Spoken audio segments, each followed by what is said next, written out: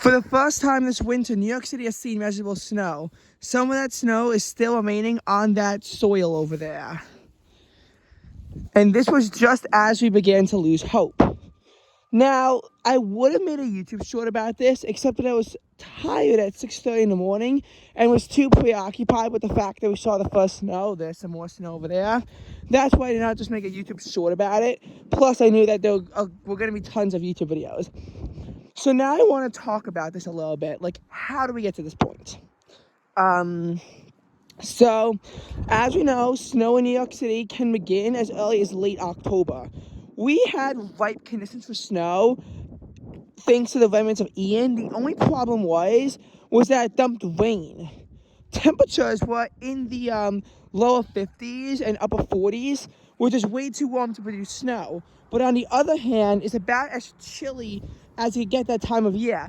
JFK Airport set a record for the coldest high on October 3rd on record, as they only reached 52 degrees. New York tied that record, and their high was also only 52 degrees.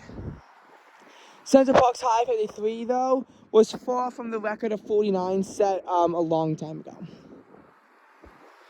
Ian would dump copious amounts of rain, and it would help to alleviate drought conditions.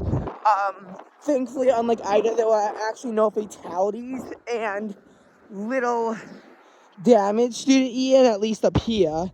Can't say the same about everyone. But the problem was that it just brought so much dreary and unpleasant skies for the first few days of October. But it couldn't snow because it was still too warm for snow. The earliest I've ever seen snow is mid-October, but the earliest I've ever seen like actual snow is like late October. A lot of times it's above freezing, so in order for the snow to stick, it has to it has to be like pretty much ripe for snow to fall. You have to like that immediate changeover. You need to have like heavy snow falling. This also applies even more strongly in April. Once you get to April and late March too, you need that snow to at least start in the middle of the night. Otherwise, the sunning will just evaporate the snow immediately. So you need to like have more factors in place, especially in the spring, but also even in the late fall. Ground is going to still be warm from the summer, and in this case, while we had a chilly October to begin with, late October actually fed into the conditions of early November, which is near record warmth. Snow. I just touched snow. I did not know when the next time that was going to be was. Did not think it was going to be today, especially this afternoon. But I got to touch snow. I actually had to touch snow this morning too, and it was enough to make a snowball out of it, but it was a very crappy snowball. Anyway, so this is a professional video. I have to stay professional. So October ended kind of like it was September. Something that we didn't see very much during this October. The way that October ended was that we saw our first two lows in the 60s of October on the 25th and 26th. Both days also had highs in the 70s. While we would eventually, then to the next night, have a high in the mid-60s and a low in the mid-50s, the next day cooled off even more to have a low that got pretty deep into the 40s. And we even saw temperatures at 43 in the city and frost and upper 30s in the suburbs on October 30th. The problem was it was dry. Moisture moved in on Halloween, but by that point, the lows were in the 50s. While parts of the metro area did dip into the 40s on November 3rd, a lot of the metro stayed in the 50s, even as the lows. I mean that's where New York City was. 50s is a low throughout November in the first week. And as temperatures just got hotter and hotter and hotter, it became too impractical to have snow. November 7th in 2012 marked the largest snowstorm for November on record in Bridgeport, as 8 inches fell. A very different November record was broken on the 7th, as we saw the hottest ever November temperature.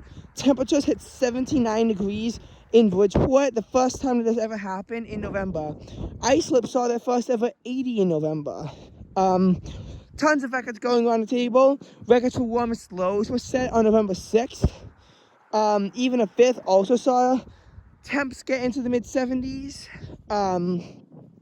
There was tons of warmth going around.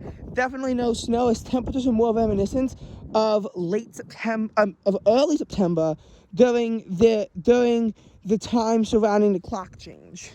And even when it wasn't feeling like early September, it was feeling like September throughout almost all of it. November started off on a very warm note.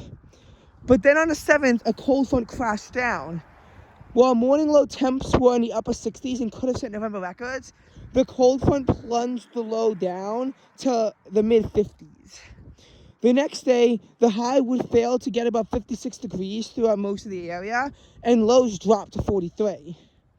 The next day would get near freezing, but temperatures would warm back up, and 60s would return by November 10th. By the 11th, lows were in the upper 50s, highs were in the upper 60s. This is because Nicole tracked inland. Had Nicole tracked out to sea, I swear to God, we would have seen snow. It would have been an Ian-like setup with high temperatures dragged about 15 degrees below normal, and lows would have also been dragged well below normal. We would have seen snow. Considering the air masses can get more exaggerated during this time, if this is to take a similar track, we would have seen snow. But because it tracked inland, it brought record warmth. Every single point in the metro area in NWS New York set some kind of warm record on November 12th.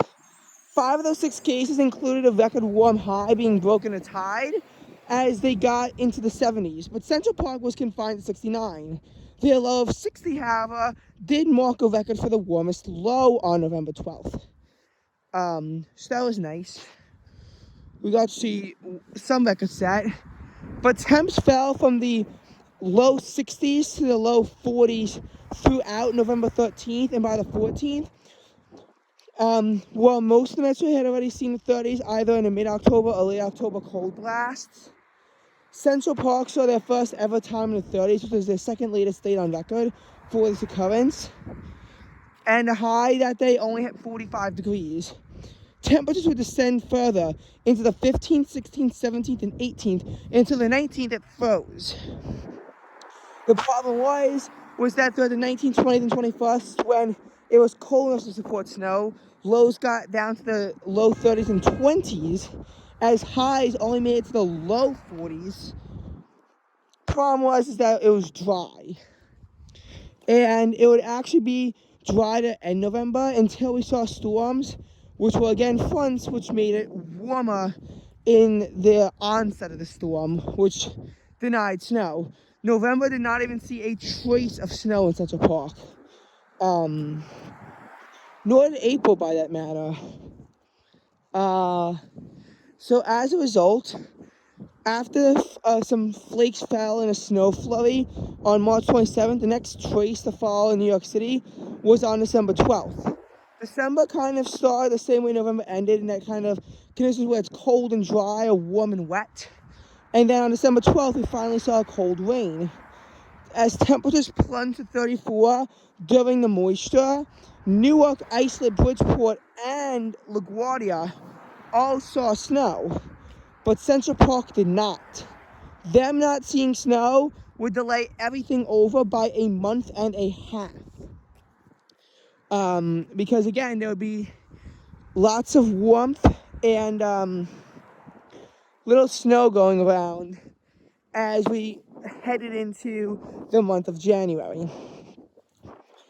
This is probably because of the urban heat island effect. The places where they had no measurable snow were kind of on a line between Manhattan through Brooklyn into Queens, where JFK is. That's why those kind of remain in the banana belt of no snow. As temperatures there did not flip the snow late enough there. I guess the evaporative cooling was less.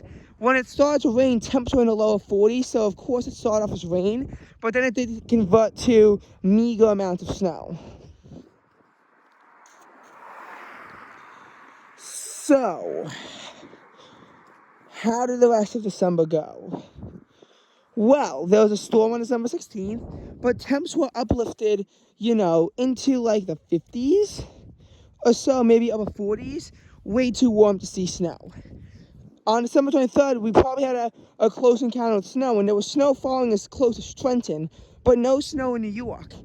Temps were pushed up to 58 degrees on the onset of a very strong storm, a historic storm. And while temperatures plunged to 7 degrees the next morning, which, by the way, the high 15 next day was the second coldest high on record on Christmas Eve in Central Park. 16 and 17 broke records everywhere else. But the reason why there was no snow was because the moisture, we saw an intense snow squall, but the ground was warm from spending so much time in the 50s during the morning, and there was a lot of rain. So you would have needed a lot of snow. While it came down heavily, it was only for 20 minutes. But it was able to produce near whiteout conditions during this time. But again, it was not long enough to accumulate. By the time the moisture had left, temperatures were still in the mid-30s, and this allowed, and on possibly the most hellish day in New York City history, it allowed 45 somewhat bearable minutes to be outside. Temps were in the mid-30s, wind chills were in the low 20s, it was very windy outside, and everything was starting to freeze up, as once it got below 31, it was staying below 31. And wind chills by this point were, of course, at like 18 degrees. Very unpleasant to be outside, but it just got worse and worse and worse by the hour. By dinner time, wind chills were 3 degrees above zero, and by 9 o'clock, they were already at that point close to -10. It was exceptionally cold. Coldest air that the city had seen in 4 years. I'm about to get another Arctic blast. Yay. But while we had the conditions, there was no moisture. And while Cape Cod saw nearly a foot of ocean effect snow on the 24th, the only ocean effect snow that was seen in our area was at Orient Point. And in case you're wondering, that's like 100 miles away from New York City. No snow. January. December warmed up quite quickly, and January started off with a record-tying high of 66 on the 4th. New York City did not hit freezing until January 14th, and it would be the warmest January on record with an average temperature of 43.5 degrees. Because of this just abundance of warmth going on in the city, we couldn't get any snow to stick. A trace did fall on January 14th as light snow plowed through the area. This is the first day where temperatures dropped below freezing. A lot of people got scared because it was in the 50s the day before, and of course pouring rain. And while it did bring a cold front, it wasn't an Arctic front. And the low did not get below 31. The high only hit 38, which was below normal, but the mean temperature of 34.5 was still above normal by a degree. As such, January had every single day rank above normal. Temperatures in the 30s, could produce snow, but there just wasn't enough moisture. The front had already left us.